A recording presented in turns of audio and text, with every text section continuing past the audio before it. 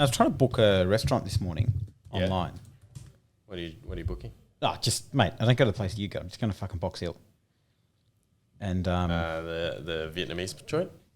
Chinese. And the booking system, I tried twice, and you can't book. It's called food booking. They use foodbooking.com. Yes. And it just got a call. Yeah, but I'm doing the they're not open until 12 o'clock. So I just want to do it while I've got a bit of downtime.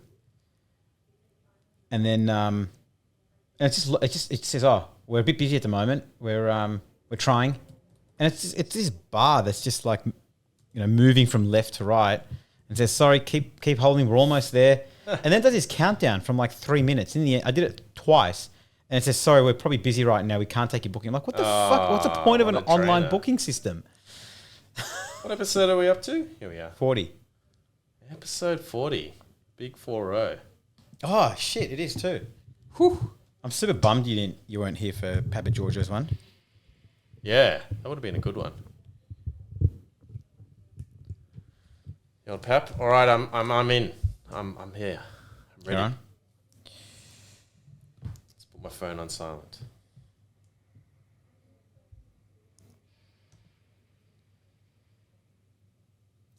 I'm listening to this really interesting podcast about a ex-CIA spy. You love these conspiracy. So good.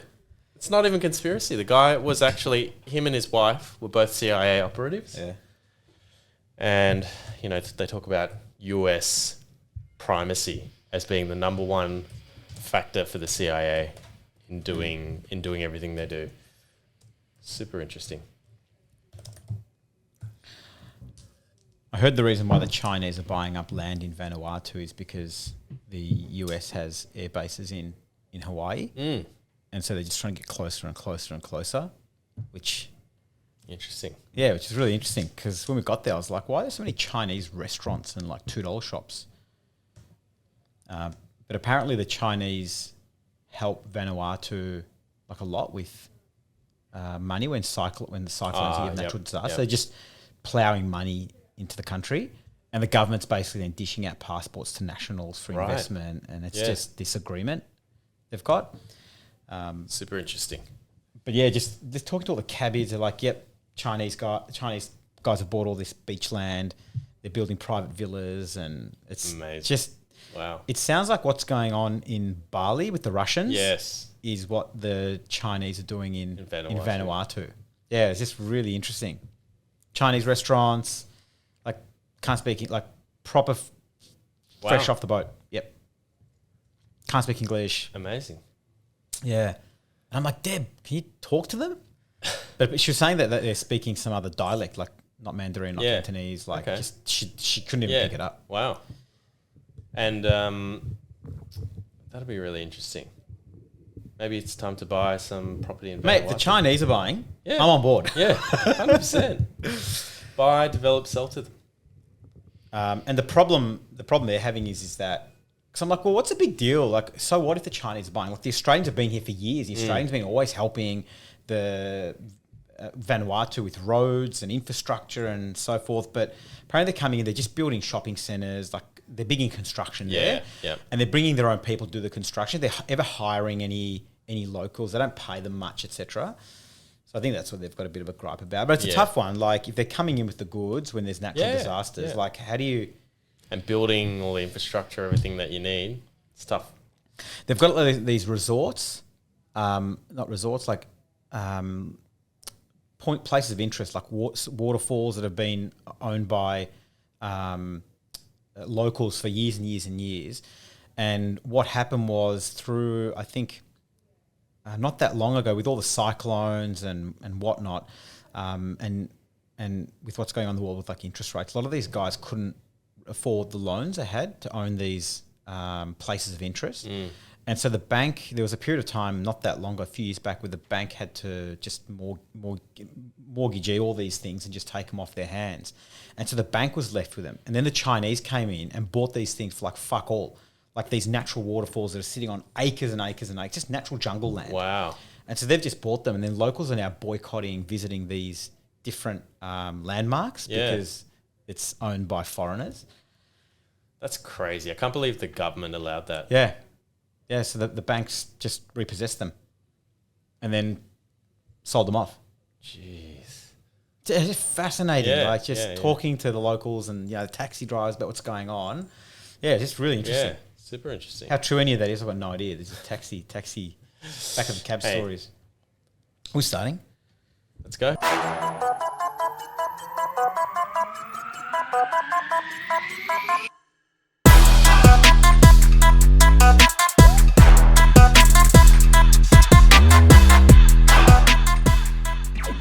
All right, welcome everyone. Episode 40, the big 40. Are you 40 yet? You're not 40. Next year. Oh yeah, next year. It's a big milestone for us, the Wide Lens podcast. Episode 40, joined here by my co-host, John Sim. We're going to cover the latest topics in financial markets this week. It's awesome to be back. We had a couple of weeks off. John was absent for the chat with Andrew Papageorgiou of Realm Investment House a couple of weeks ago, which I'm pretty bummed about that you missed. Actually, that would have been a really good one for you to be involved in. But hopefully we'll get Papa back on in time. We're recording this on 28th of April, 2023 at 10:30 a.m. We'll get started on Rob's market wrap. I'll bring this first chart up. The major market indices over the course of the last 5 days. We've got the Australian stock market down 1%, the S&P 500 down 0.4%, the Nasdaq, which I want to talk about today, is up 0.3%. European stocks up 1.38%. Emerging markets down 0.75% over the week. And then I'll also bring up the year-to-date numbers as well. The big green one there, the big boss, the Nasdaq, up 20.6% in total return over the course of the current year. The Australian stock market up a bit under 5%. The S&P 500 up a bit under 8.7%. European stocks up 15.5%, and emerging markets plateauing and putting along up about 3%. What's really interesting to me is just that resurgence of the tech sector again. European stocks really pushing pretty hard. S&P 500's come back quite a bit, and the Australian stock market, for all it did during the back half of, or the Q4 of 2022 and some half of Q1 for 2023, it just seems like it just really started to slow down. And you can see that in the charts, just plateauing and not doing much else, whereas the European, US, and Nasdaq markets have just ripped up. Yeah, ripping up again. The interesting thing for me was the Nasdaq. It had its 5th best day of the year and its 8th one-day gain of 2% plus this year. And it's closing up 2.42% and just over 1% from a new high for the year as well. Just some fun facts here from Bespoke. The Nasdaq's average 1 month performance following prior 2% plus daily gains has been somewhat dependent on whether it closed above or below its 200-day moving average, with the above average returns when the 2% rally occurred when it was above that level. So currently the Nasdaq sitting above its 50-day moving average, and as well as its 200-day moving average. Since its inception in 1971, the Nasdaq has had 543 single-day moves of 2% plus, which works out to just over 10 per year. So this year's total of 8 so far is above the average pace. Bespoke had this really good chart, and I'm just going to bring this up in a second. And what it looks at is what does the Nasdaq do after we've had these 2% gains? So the first chart is Nasdaq performance after 2% up day. You can see what happens. So the blue is all 2% days. The green is when when it's been above the 200-day moving average, and the red is below the 200-day moving average, and the grey is in all days. Just focus on the all days. The next day, the stock market's up slightly, up a little bit more the next week. The next month, it's up about 1%. But probably what was more interesting to me was the bottom pane of that chart, which was the probability of it being higher the next day, the next week, and the next month. And I've got some more interesting charts that I want to talk about, which we'll look at, that looks at why we could have potentially, I know you don't agree with this, but potentially cemented a bottom in the stock market, certainly in the short term. Yep. And I'll talk about those. My views are changing, but Are they? Since when? Since yesterday? What happened between yesterday and this morning? I'll talk about inflation later. Here we go. I'm looking forward to this conversation. All right, let's get straight into it. Am I doing this one? Yeah. Another one almost bites the dust. Bloomberg had this article: First Republic stuck in standoff between US and banking industry. Regulators have been hoping that banks will hash out a rescue after they've already given them $30 billion. But firms are barking at doing more after depositing billions, $30 billion in fact. So they've had a big drop over the last 6 months, haven't they? Or well, the last week. Who? First Republic. First Republic. The stock's down 95%. So just quickly background. As we all know, we talked about on the pod in previous weeks, regulators came in and rescued SVB, Signature Bank, and then it happened really, really quickly, right? Depositors were shored up, and I won't go wild ground. Hit up the previous episodes, but for a brief moment, it all looked like it was resolved. We were all good. Remember, I think the FT shared a table which we posted up on the pod as well. It kind of ranked all the sort of US regional banks from riskiest, and Yes. SVB was there. Interestingly, First Republic was sort of there as well, and we were joking about whether First Republic becomes the next one. They came out, so everything was all good until now.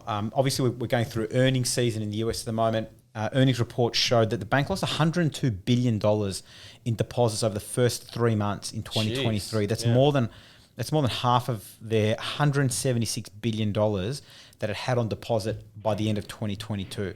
Their profit fell 33%, revenue dropped 13%. And so this is, again, classic bank run, as we've seen with SVB and Signature and some of the others. This is the stock price. Everything looked sort of okay until we had the first leg down with what was going on.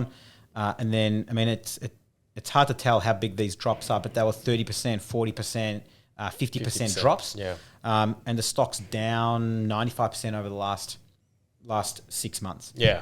So the stock, their bonds are basically pricing in it's worth nothing.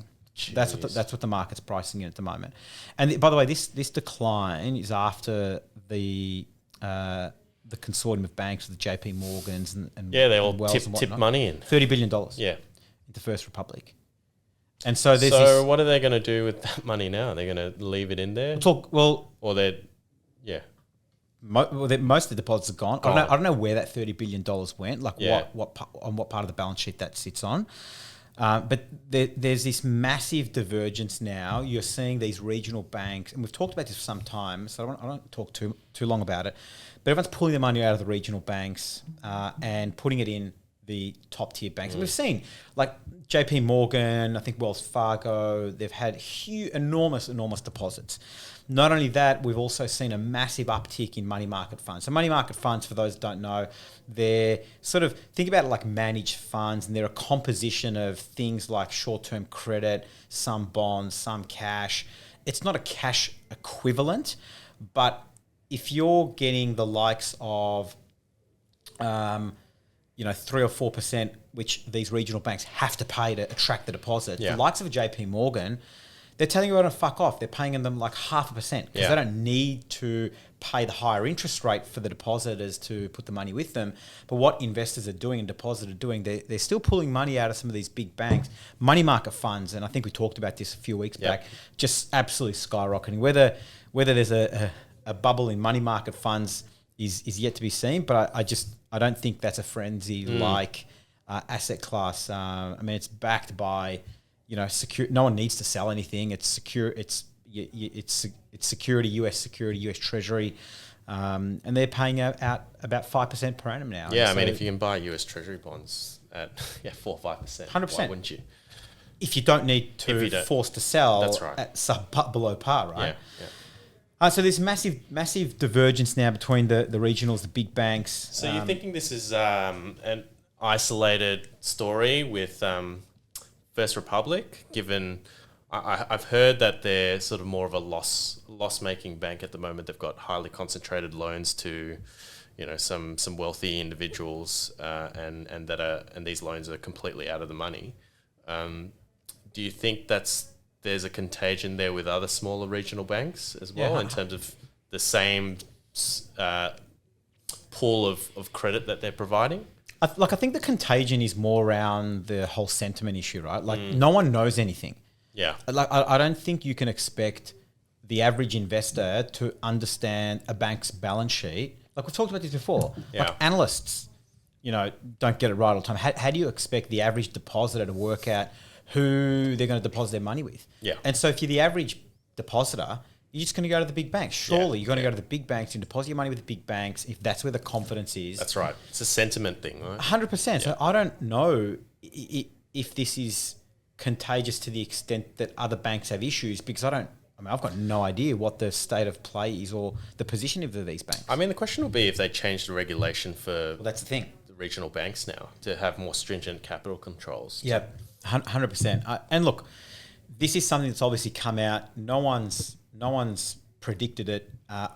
Those protocols and controls that were put in post GFC has helped the risks that we saw during the GFC, and this is a risk that we're now seeing that we're now going to fix, and maybe it won't happen during the next credit crunch. But for now, I think there is a divergence between smaller banks and larger banks. And to your point about concentration, it's what we saw with Credit Suisse.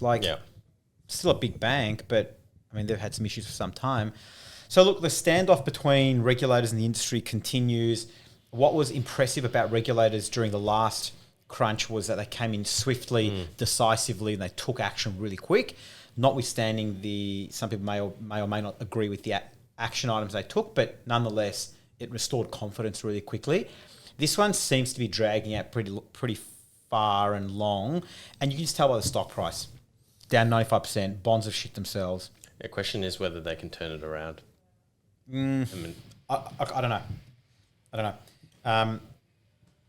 Whether anyone comes and picks it up, a larger bank, I mean, they'll have an uplift. I don't know, a one-off uplift down the track in the short run, but I don't know. We'll just have to wait and see. Do you have any thoughts on that? Yeah, I think this whole overall confidence issue is going to affect the sector, and I think liquidity and the availability of credit is just going to shrink right up, especially. But it already is. It already is, and it's happening now. But I think it's going to happen even further. As smaller regional banks go, we need to shore up a position, show our shareholders that we are not taking unnecessary risk. It's just going to have a big impact on the economy. I mean, there's obviously flow-on effects. We've talked about regional banks and what exposure they have to commercial real estate in the US. But I think the other thing to understand is that everyone talks about commercial real estate in the US, but it's isolated to office. Like that's the big issue at the moment. It's office buildings in the US, and everyone's sort of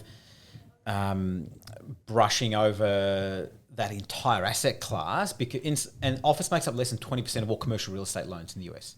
So if we're talking about something that's like 1/5, less than 1/5 of that entire asset class, still huge. Yeah, look, don't get me wrong. I'm not saying it's a small number, but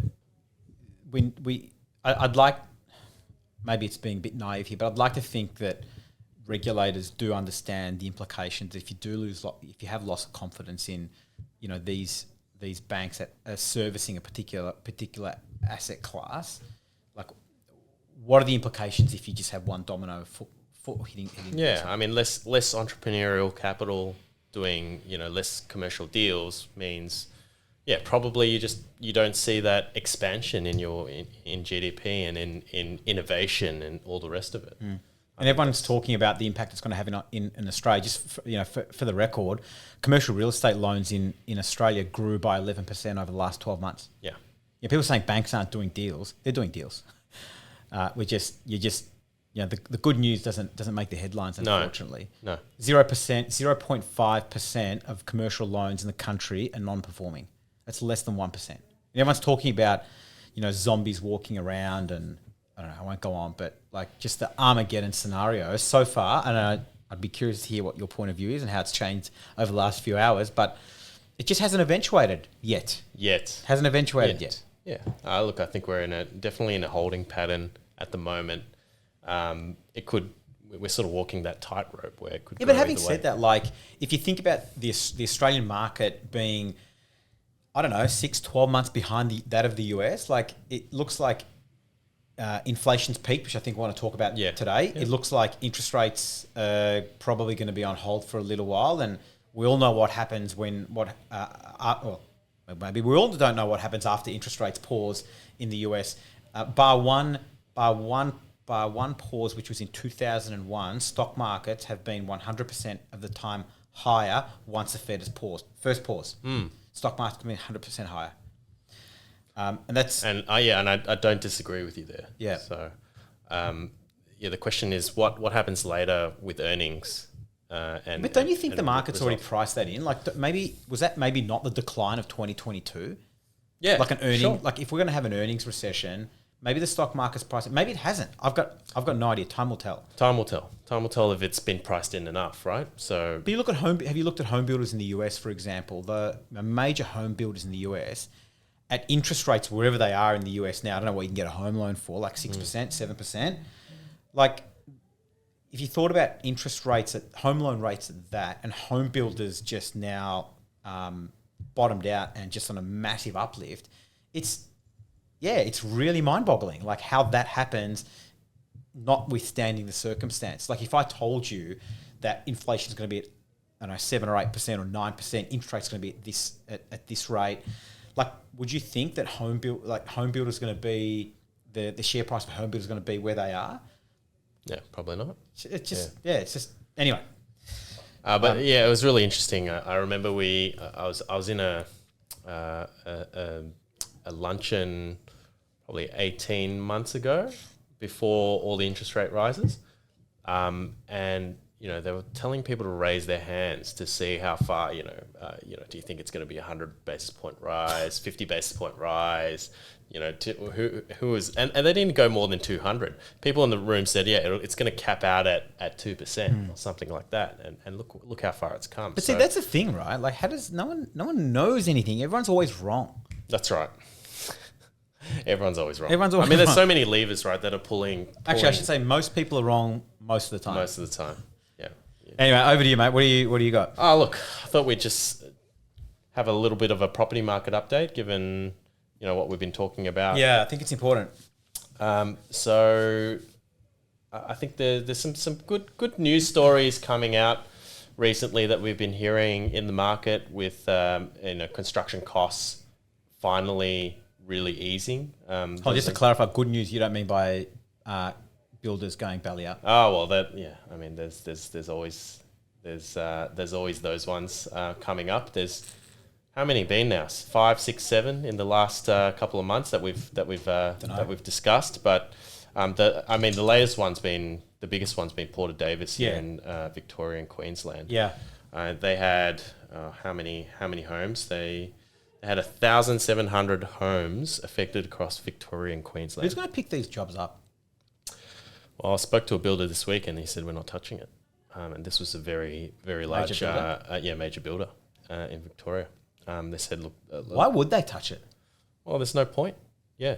There's no incentive for them. Would the government step in and give them an incentive to jump in? Look, I think a lot of these homeowners are left in a rock and a hard place. They've paid deposit money. Some these are not cheap homes. Call it 600 to 800 grand homes, where your deposit money, call it 10%, right? 80 grand is, for a lot of people is quite a big sort of deposit, and you're stuck with an empty block of land. And where's your confidence then? Going, what happens if I go with the next builder and the same thing happens? And I speaking to that builder last week, he said the struggle he's having with purchases now is that they don't want to put the deposit money down. He goes, well, we've got to work together. You've got to put some money down to get the permit done, get everything ready to go, and I think that's the happy equilibrium where, you know, they pay for the pre-construction design works, all the rest of it, get the permit, and then you put your full deposit, knowing that, hey, you're ready to start. But some of these people have got forget the deposits. Like, these people have got slabs poured, gone. Yeah, someone's at frame stage. Like, yeah. Just for the record, ASIC data shows that. Take a guess how many companies in the construction sector have gone to liquidation so far in 2022, 2023. Just a guess. I don't know. I couldn't even place a number on it. 30, 50? 1,236. Oh, geez. But that's in the construction sector. So maybe they were, I don't know, providing maybe machinery to the construction. I don't know how far it extends, but 1,200 companies. I don't know whether that's high or low in the grand scheme of things. But yeah, I mean, these rising input costs haven't been helping. The supply chain delays haven't been helping. But you said the good news labor is shortage come down, haven't been helping. But yeah, look, it's starting to normalize according to CoreLogic. So CoreLogic, they have a Cordell Construction Cost Index, which tracks the cost of the build of typical new homes. And that's returned to a growth rate of 0.9% over the first 3 months of 2023, a level not seen since March 2021.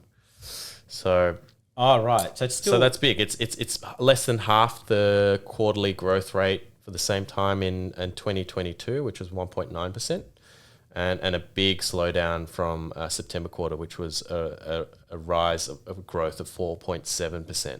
it's still high. Still very high, but it's normalizing. So it's coming back down to pre-2021 levels, which means it's on the right track. So yes, still relatively high, but coming back more in line with long-term averages. So what does that mean? Are you saying the prices aren't rising anymore? Rising as rapidly. Still rising. They're not falling. They're not falling. Right. They're just not rising as rapidly. Okay. Do we think pricing's going to come? We don't think pricing's coming down, do we? Unless we have a major recession, I can't see it coming down. Right. You've got rising fuel costs globally. You know, we all know what's happening over in the Middle East. They've sort of constricted supply of oil, and there's all funny games with Russia selling oil to the Middle East. Does that feed into like inflation? Yeah. Does that feed into inflation, or do like central banks look beyond that and look through that? Like if that has an influence on price. That's a good question. Like if you're cutting supply, right, it pushes prices up. Like that. It pushes the input cost up to manufacture the materials, right? Because it takes energy to. I also think about like fuel, right? Like if you're filling up at the petrol station, right? Like that has an input into CPI as well, where the central banks look through. Yeah, that would be interesting. We'll get an economist or central bank economist on board to give you some insight into how they calculate all this stuff. It's probably a bit of a black box, really. But yeah, it's been a big issue for building contractors dealing with these cost issues and cash flow, and the demand for new homes supposedly for Porter Davis impacted on the group's liquidity as well, which caused it to go into administration. And it's not just home builders. Lloyd Group entered voluntary administration. So that's a Victorian construction company that specialises in infrastructure projects for the state and local government. So even they haven't been immune to rising costs. And with, I assume, fixed price contracts with the government, overheads, they have obviously felt the pain of everything that's happening. But hopefully now with construction costs moderating, this should help a lot of these construction businesses going forward. What does that mean though for buyers? Like, we've been listening to and hearing from a number of people in the industry talk about how it's still expensive to, per square meter to build. Yeah, we were at a conference yesterday where they were talking about the rise in construction costs and the impact that has on feasibility. So something's got to give, whether it's developer margin, builder's margin. There's not much fat there in builder's margin. So it's really developer's margin, or somebody's got to cough up the money. And you know, what does that mean for end values and gross realizable values of homes or projects, right? That's got to stack up. And if you've got an environment with continually rising construction costs, you know, that you know, you've got to improve your revenue, or somebody's got to take a hit on profit. Who do you think who's going to bear the brunt of that? Is it going to be everyone's going to chip in a little bit, or? Well, we've talked to some developers that have said we just can't pass the costs on because buyers are not going to take it, and so they've taken a haircut on profit margin, and that's I've heard that from a number of developers recently, where you know the return on costs have come down from, call it 17.5% return on costs down to 10%. So they've taken the brunt of it for now. But when you're looking at project feasibilities for new projects, I doubt they'd be assessing them on 10% return on cost. They're probably back up to 17.5, right? So then the revenues have got to work to stack up the project to keep it going. Does this mean that prices for new stock are going to be higher? Yeah, I mean, you'd anticipate there'd be a new equilibrium, right? So it's just a supply-demand fundamental issue where if suddenly all these projects don't start because from a profitability perspective it doesn't work, then you're going to anticipate that there's going to be a big supply shortage, and therefore that should either increase, if we talk about resi, increase rental. Yeah, but it growth. does. It does. Right? And so this is the fundamental. It does increase rental growth, and therefore intrinsically increases your end value of product because you know on a rental yield basis you want 3 to 5%. Correct. Right. So that's naturally either going to come up, and then people are going to go, yep, we can now build more product, and then naturally it'll just hit some sort of new equilibrium where you know there's going to be a lot of people out of work as well because there's not enough new projects on. So they're going, well, we can accept a lower wage maybe, or a lower cost to construct because we need projects, we need to keep this business going, and that brings it to somewhere in the middle. And what impact do you think the government infrastructure and construction work is having on the private sector? Massive. Yeah, I mean, when it was an election year, you just saw all the workers going off onto infrastructure projects because that was the where they were getting the highest pay, and it was secure work. Yeah, 100%. So that labour shortage has been a big issue, especially during. And you think that's still continuing? I think so. If you look at Queensland, they're spending massively on infrastructure for the Olympics. Down here, we've got the big suburban rail project. That's I think they've spent $50 billion on, and that's big. And speaking of that, there's now probably a directive that they increase density around this suburban rail loop, right? Well, they did that. They did that with the midi cities, if you remember, a little while back, and I think they were Dandenong, Footscray, Box Hill. There was like 6 suburbs they really wanted to place emphasis on, and we've seen what's happened to those areas. Boomed, right? Yeah. And if that's the directive, and that's where government is going to be directing resources, then you all know what's going to happen on that front. That's right. Money to be made. So interesting times. I think hopefully what that means is there's more confidence in terms of locking down construction costs, and therefore more confidence for projects to go ahead. You've eliminated one problem, which is certainty of eliminating costs, but now you've created another problem, which is uncertainty around viability of a company, whether they're going to be around or not. I mean, that's the biggest risk at the moment. Which construction company do you trust? Yeah. Are they going to fall over? Yeah. And it's very hard to tell because it's not dissimilar to US depositors putting, like, which bank do you trust to deposit your money in? Yeah. Who's the next one that's going to go under? Who's the next one that's going to go under? And unless government and regulators come in to provide some assurance that there's some degree of backing, like it's hard. Like imagine trying to make that decision and you've got no idea what you're getting yourself into. What's the famous quote? There's nothing to fear but fear itself. Oh, so I've heard that. It's a good one. Yeah, and that causes all sorts of problems. Well, 100%. Anything else you want to cover off on that? No, I think that's good. Let's Westpac came out with an update a couple of days ago, saying national dwelling prices are now holding flat. Everyone's revised up. Everyone's revised. Yeah, -7%. So they're now expecting prices to lift 5% in 2024. It's always revised up from 2%. It's always after the fact. Always.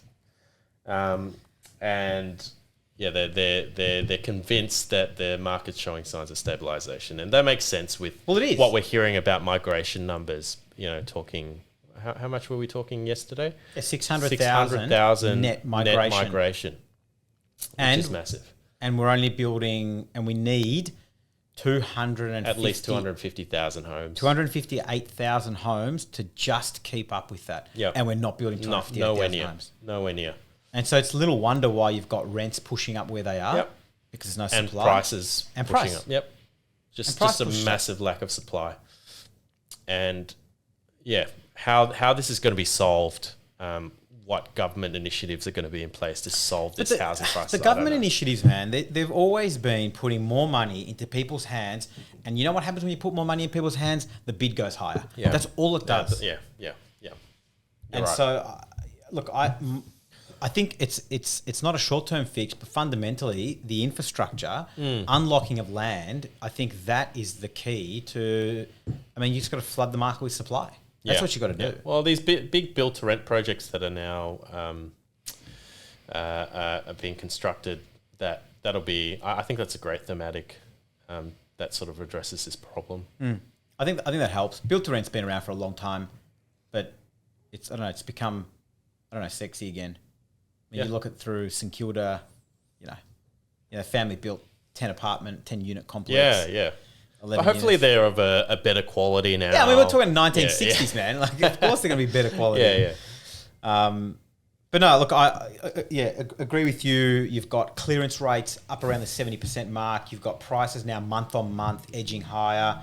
Bar some sort of black swan event that creates further supply chain uncertainties, further restriction on supply of goods, and therefore causing more rapid inflation. I think, we'll just be in this sort of holding pattern, hopefully until these global supply chain issues are further resolved, right? I was talking to one of the dads at school yesterday, and he's in the auto industry, and he was just saying there's just still cars and parts just sitting in cargo and shipping containers offshore, we're just struggling to get them in. Wow. For months. Yeah. Which, there's still little pockets that you probably don't hear much about anymore, but obviously it's still going on. Anything else? You want to move on? No, let's move on. All right. Given that we're recording this on the 28th of April, but it will be May when we release the episode. The old adage, sell in May and go away. It is complicated though. Every time I come to this time of year, I always forget about the whole sell in May and go away, like where that originated from. And so I quickly looked it up last night, and so it traces back to its origins in England, and specifically in London's financial district. And so the original phrase was sell in May and go away, come back on St. Leger's Day, with the latter event referring to a horse race. So apparently in 1776... Off to the races. Yeah. The Leger Stakes, it was one of the most well-known horse races in England. It was being the last leg of the British Triple Crown. And so what would happen was during summer, it was basically take your summer break, relax, unwind, and you come back on St. Leger's race day. And that was fantastic. Basically during summer. It was 3 months. Yeah. And so the US then adopted a similar strategy from, they were effectively refraining from investing during the period between Memorial Day and Labor Day in September. There you go. Didn't know that. May, June, July, August, and effectively coming back in September. So 3 or 4 months. And so Bespoke had this really cool piece. It's always, you always hear these sayings, but let's have a look at the at the data. I'll bring this chart up here now from Bespoke, and what it looks at is the median performance.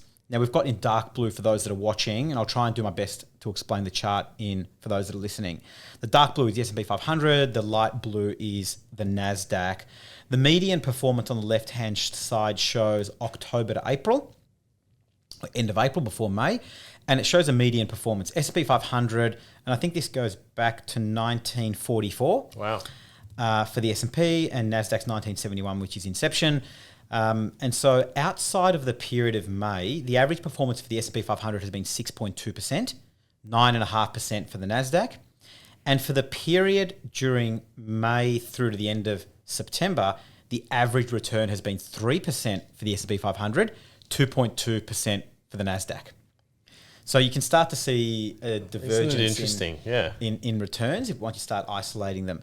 And on the right-hand side then, what Bespoke have done is broken it down into the percentage of time it was positive. S&P 500, look, and the Nasdaq, I'd say 75% of the time, it's positive outside of the sell in May, go away. And during the sell in May, go away, it's 65% of the time. So look, when looking at these numbers, like I thought, yeah, there's a difference in the return, but in terms of the positive skew, it's not that big of a number. Like it's 65 and 75% of the time, 10 percentage points.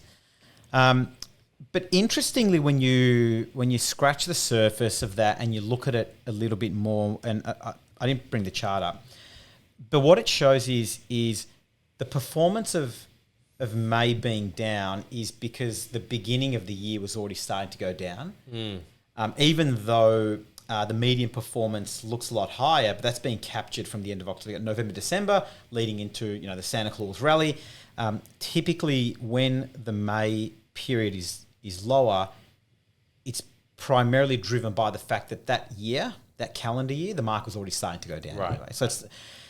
So look, it is a bit complicated. I wouldn't be building an investment strategy on these 1700-year-old sayings. Yeah, sayings or maybe some rituals. But for whatever it was worth, I think it's interesting more than anything else. Very interesting. Yeah, I like that. This is one that I wanted to talk to you about. We're now 6 months in without a new low. We saw lows being made in 2022, September, October now. And everyone was always looking at whether or not new lows will be tested. And we seem to, the S&P 500, the Nasdaq seems to be in a bull market.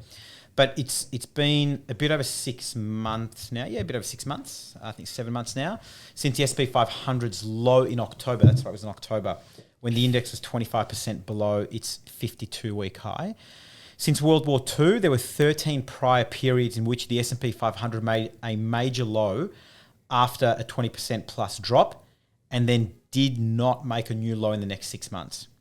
And 6 and 12 months after those first 6 months, the S&P 500 was higher 12 out of the 13 times. And I'll bring this chart up now, and it shows the major lows without a new low in the next 6 months. The only one there is September 11. Or in 2001. Yeah, big black swan event. In 2001. So you had tech wreck, you had September 11, and it's just a mishmash of unfortunate events following one another. But you can see 12 of the 13 times the market's higher. And more often than not, remarkably higher. I'll bring this final chart up that I think really summarises it quite well. It's in a table format for those that are listening. But it looks at, in each of those circumstances where we saw a new low after a 20% plus decline, 1 week, 1 month, 3 months, 6 months, and 1 year later, I might just focus on maybe 3 months onwards because it's probably as long term as you want to see. The average return 3 months later was a bit under 7%, and it was positive almost 85% of the time. 6 months later, the average return was up about 9%, 92% of the time. 1 year later, the average return was up 14.4% of the time. Sorry, 14.4% average return, positive 92% of the time 1 year later when we've gone through what we've just gone through. Wow. So like when I see stuff like this, look, I might be confirmation bias, but I get pretty optimistic and pretty bullish when I see this stuff. So look, I'm pretty bullish for the next 3, 6, and 12 months for the reasons I've just gone through.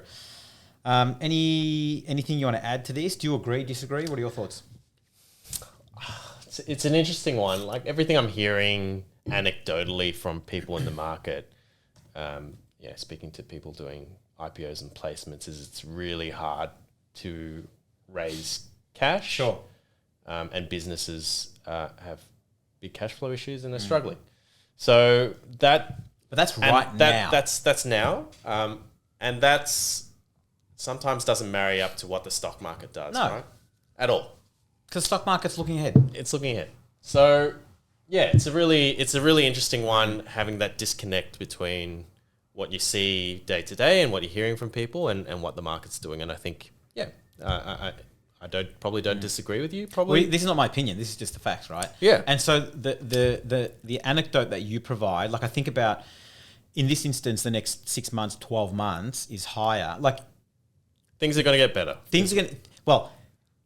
It's chicken egg, right? So is it the stock market that's going up and then creating some positivity around the market, and then those guys or girls that want to IPO, the market's more receptive.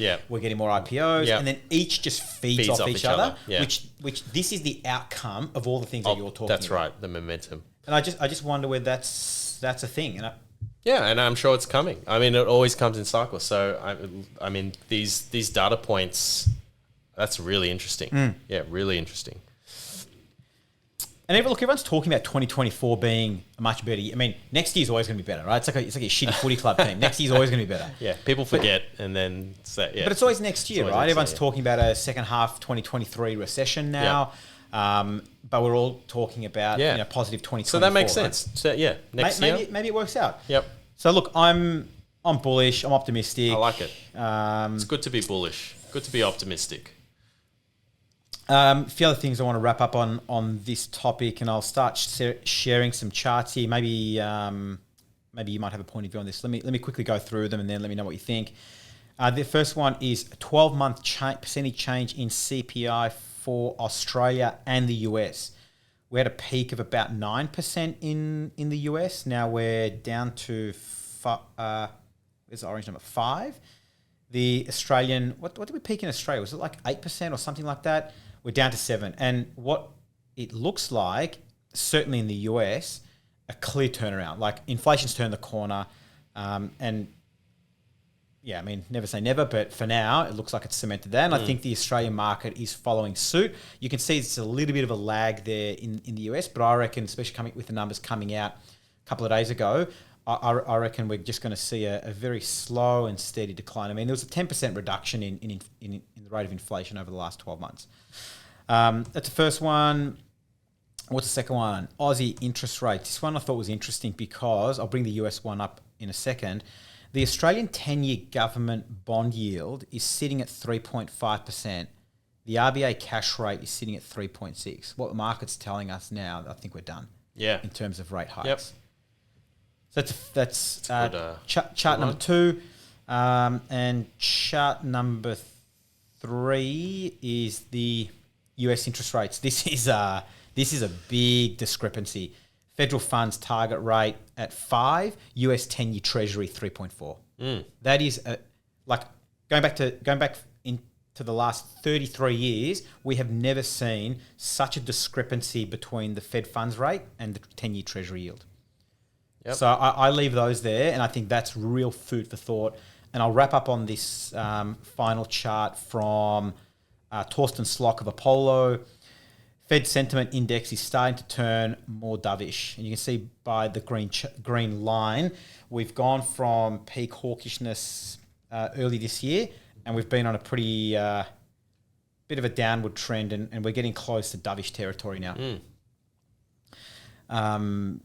Apollo say running the Fed minutes through a natural language processing model shows that the Fed is starting to turn more dovish, suggesting that we're approaching the peak in this rate hike cycle, and the Fed is worrying less about inflation and more about the tighter credit conditions and the associated ongoing slowing in growth. And I think Apollo's nailed it.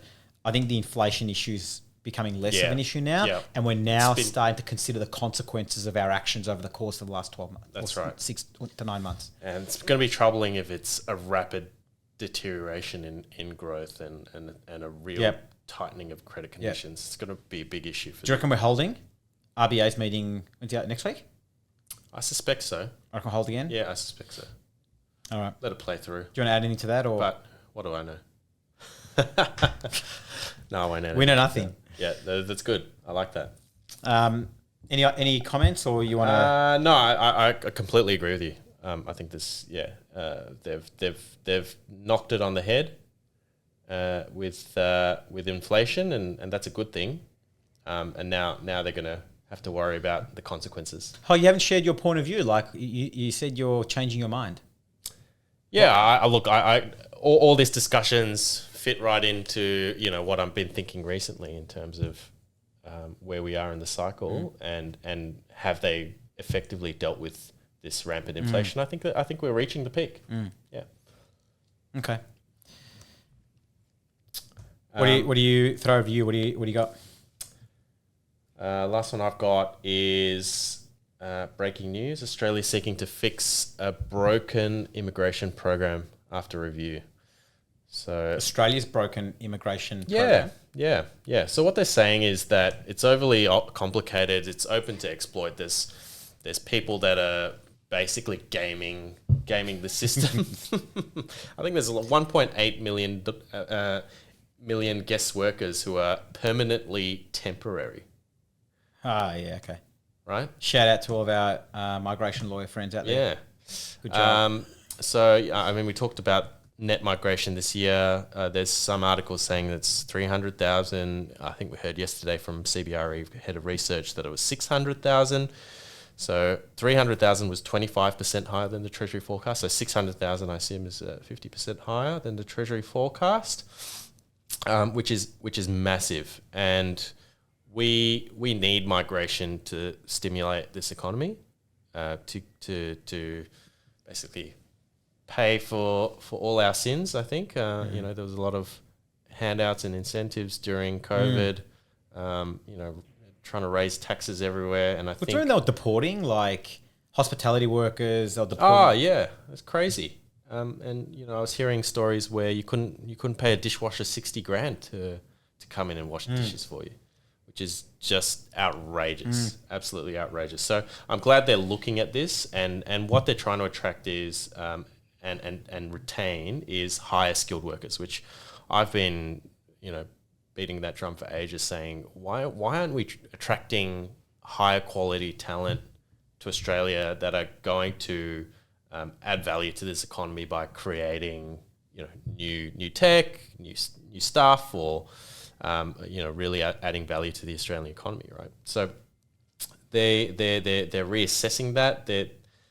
They're saying, well, with unemployment hovering around 3.5%, there's still massive skilled labour shortages in a number of industries, including aged care, health, defence. And they're recalibrating these testings to ensure that they're finding the right human capital to make the best, greatest long-term economic contributions to the economy. So what have they done? They've increased the income threshold for skilled migration. Oh, right. So that's gone from 53,900 to 70,000, and that's going to raise the bar on types of jobs. Naturally, naturally that are basically going to be higher skilled workers, and giving them a pathway to permanent residency, which I think is a really good thing. Same story with students. They want to create a sort of period in between when students finish university and for maybe 6 months to a year, so that they can assess whether these students are going to be high value to the economy and give them an opportunity to be retained on permanent visas. So I think this is all really good things that are going to help our economy. You're trying to push up prices of property, which is, again, going to push up the prices of property. And they're planning on a full migration review by the end of 2023. So this is all sort of happening now. Yeah, look, the migration numbers are massive, man. I don't know if you've been looking at them, but I think we published some numbers at BWM report, Ecom Capital's report, and just migration has just through the roof. Well, if you think about it, we are, we've got good health, good education system, clean air, clean food, clean water, safe. Political stability. Geopolitical stability. We are basically an island away from with shit weather. Well, down here, maybe not further up north, but away from all the issues of the rest of the world, really. Look, I don't disagree with you. And people talk about property prices. Andrew Schwartz yesterday was saying about how it was the same issue back in 1976. Yeah, and you pick up newspaper clippings, and you've seen the old lots of land being subdivided. Have you seen that interview? Which one? I'll send it to you. It was, I think, an old ABC interview. Oh, is it? I haven't seen that interview. Black and white. They were interviewing people with blocks of land. Yeah, they were paying like $1,000 for big parcels. I can't even remember what measurement they were using. It wasn't your standard square meters back then. But it's just amazing. And they were saying how $2,000, $3,000 for the block was too expensive. So I think I agree. Like it's always been the thing. As population grows as well, it's going to be a natural problem. And the issue we have is we have such high degree of concentration in major cities. That's the problem. Yeah. And poor infrastructure that allows people to get to those cities. It's just slowly improving. Yeah, let's move on and we'll wrap up. What do you got for director's cuts? Take a look at this photo. This is pretty amazing. In Bangladesh, they've got floating. What is that? Floating hydroponic farms. How's it floating? Like what's holding the dirt? Yeah, it's amazing. So what they're using is basically rectangular floating rafts that are made with tightly knit weeds known as water hyacinths, and they're bolstered by bamboo poles. How good's that? How amazing is that, right? And they grow these seeds. They've got a layer of manure on top, and they grow crops, plants, fruits, vegetables, spices. What does the water? Does it grows the soil. The the roots go into the water. Yes. and then there's a layer of manure on top. Yeah, wow. And so what they're saying is with global warming and rising water and flooding, these things can be built really quickly, and they rise with the tide, and if there's a cyclone, they could be rebuilt really quickly. Fascinating. Yeah, it's amazing. So low cost way of creating viable food produce, and talk about innovation. And this has been around for 400 years, by the way. It's like built to rent. It's been around for fucking 70 years. We're talking about it like it's a new thing. Oh, no. Amazing. Anyway, I was really impressed with that. I thought that was pretty cool. Yeah, fascinating. Yep. The other one I had a little clip from Twitter from ComSec. It has taken 3 months to cut monthly inflation numbers by around 2 percentage points. That matches the run-up in the 3 months to March 2022. So it's certainly possible for inflation to return to 2 to 3% target band by the end of 2023. That's very insightful. There you go. Well, on ComSec, it's a good quality content there. That's interesting. So if we're getting back to target by the end of the year, if you're falling by about 10% every month, your 7 goes to 6.3. Goes to 5.5. Yep. Doesn't take long. Yeah, that's interesting. That wouldn't surprise me. Put it that way. Do you want to go through to your tips and recs? Yeah, cool. I got 2. I was overseas in sunny Vanuatu over the school holidays, and so I had a bit of time I didn't bring my laptop either. Good. So glad you got some downtime. Yeah, no, it really was. But I did have my phone. Reviewing work and docs on the phone is not ideal after you've had a 21-year-old Glenfiddich by the pool while the kids are in there at about 8 o'clock. Slaving away. This guy. 2 shows that I watched, or 1 show, 1 movie. Have you seen Beef on Netflix? I've seen the first episode, so I haven't had time to go through it, but the guy looks like you. Like the guy is you. His name's Steven. Yeah, I think so. In real life. Oh, okay. I don't know what his real life name is. I'm like, that's John. So anyway, for those who haven't seen Beef, Amy Wong, what's her name? Yeah, the comedian. Yeah, Funny. she's so good. Yeah, she was really good. So it's 8 episode, just a short one season series. Yeah, synopsis. I mean, there's no real storyline to it. It's just these two. They're showing their lives, right? Yeah, two distinct lives, and they cross paths at a big shopping center, and their respective road rage just starts to entangle their lives in a comedy of errors, and it's funny. You're on your edge sometimes. So I watched all of them. Oh, good. I won't ruin the ending. Yeah, don't ruin it for me. Highly recommended. It's funny, it's quirky. There's a bit of action involved as well. But you just think, how do the directors possibly think about even this next thing happening? But highly recommended if you haven't seen Beef. The other one was King Richard. Have you seen King Richard? Will Smith. It's the Serena Williams. Yeah, Williams. Yeah, I saw part of it. Yep. Man, yeah. Will Smith, just hands down, is just a fucking god. Yeah. He's so good. It's about a 2.5 hour movie. So from Brizzy to Port Villa, 2 hour, 40-minute trip was done for me. 2.5 hours for the movie.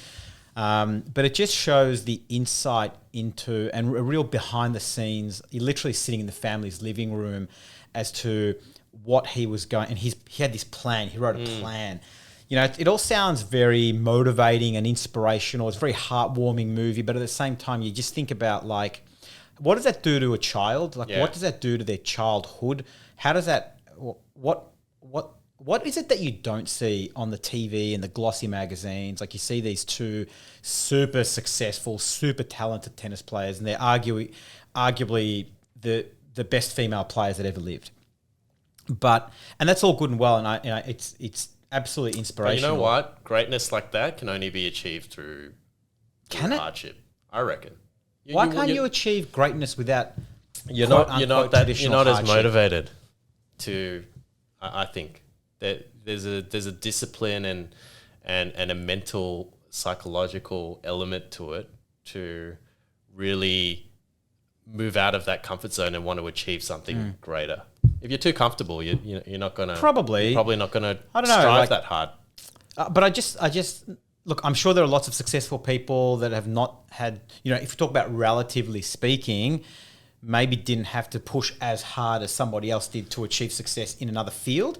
And I'm not saying for 1 second that is the only way to achieve success. I'm not saying that's the only way, no. But also just think about what impact does that have on the children? I just wonder, and then when, they have children, do they want their children to have the life they had? Or, typically when you have children, you and I both have a better... Or you either want them to have the life that you did, or you want them to not have the life that you had because you grew up with traumatic experiences or whatever the case may be. Yeah. And you're either pulling or pushing. And I just wonder what dynamic that creates for the next generation. Yeah, super interesting. But nonetheless, man, Will Smith, he's just brilliant. He is just a gun. Just the gun. Too bad about what happened at the was it the Oscars? Yeah, that killed him. So I thought that was staged, but then someone said that he's lost his marbles. He lost his marbles for a little while. He got divorced. His wife cheated on him. I don't keep up with these. I don't keep up with these magazines. Yeah, not sure what happened there. I just watched a movie, man. It was fucking hands down. He was bloody good. Yeah, he's good. But both of those, man, highly recommended. Highly recommended. So if you find I will. I'll 2.5 hours for King find Richard, the time on the weekend. Bloody good. Anyway, what do you got? Got another dining one. Of course you do. I went to Yugen Dining. What is this? This is a Japanese restaurant in South Yarra at the Capitol Grand. They've got an amazing place downstairs. This is a you type of place. Oh yeah, they must have spent a fortune on the fit out. I don't know how much they spent. Yeah, incredible chandeliers. So they've got this 6-seater omakase that is basically... Is that the place you sent me the video? Yeah, it's impossible to book. And of course you somehow we got in. Yeah, sure. 6 seats. The guys are amazingly creative. Not your traditional omakase. They spend an inordinate amount of time thinking about the dishes and how to present that over something like 27 courses. You had 27 courses? Something like 27 courses. and the amount of attention to detail and prep that they must have done, just well worth the money. And we had Sam serving us, the chef there, and he was amazing. Yeah. Amazing. Best time. Yeah, wow. Not cheap. Not cheap, I was going to say. Not cheap. I was just having a look at their Instagram. Not cheap. I think it was, call it $350 a head, including... It's a special occasion kind alcohol. of place. It's It's not a place to take your kids. That's no way. 6 seats. You can't take your kids, mate. There's only 6 seats in this bar area anyway. But I definitely recommend it for a special occasion. I'll let you know how my Chinese restaurant on White Horse Road in Box Hill goes tonight. It's just as good, I'm sure. Just as tasty. All right, let's wrap up. We're back next week. Hit us up on LinkedIn, Spotify, Apple Podcasts, and Google. We'll catch you next week. See ya. My name's Robert Baharian, and I'm the founder and CEO of Baharian Wealth Management, AFSL 526798. The information contained in this podcast by me and or our guests may include general advice and does not consider your personal circumstances. You should seek personal advice from a registered financial advisor who can consider whether the general advice is right for you.